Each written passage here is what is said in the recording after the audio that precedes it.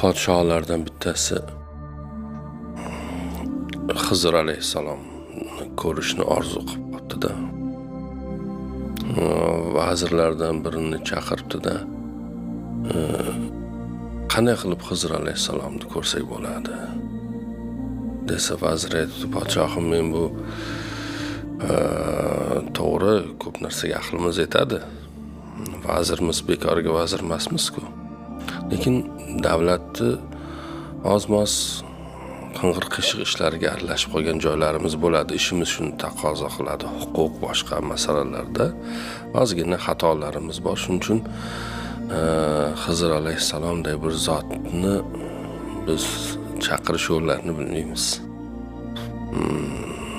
Ya'ni bu bilimdan biz ancha yiroqdamiz. Buni Shayxul Islomdan so'rash kerak. U kishi ilm odamlaridan bo'lgani uchun ular bilsa kerak deydi. Podshoh Shayxul Islomni chaqiribdi.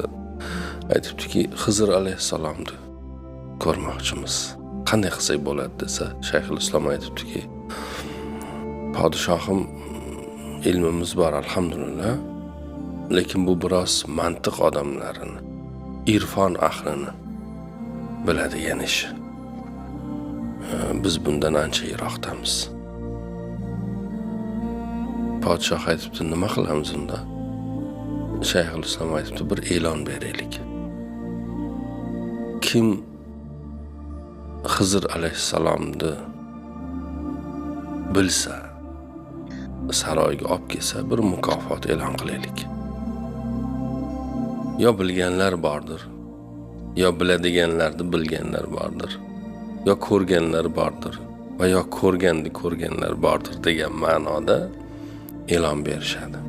Endi bir faqir odam qiladigan ishi yo'q, hayotidan xafa bo'lib uyda yotsa, derazadan jarchilarning ovozi eshitilib qopti. Kim Xizr alayhissalomni podshohimiz saroyiga olib kelsa, buncha mukofot, bunday qilamiz, tilagini bajo keltiramiz deb jar solib yurgan ekan.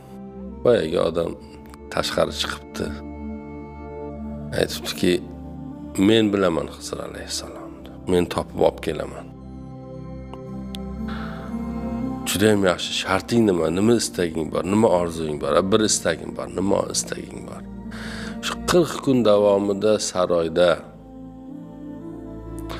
podshoh nima yesa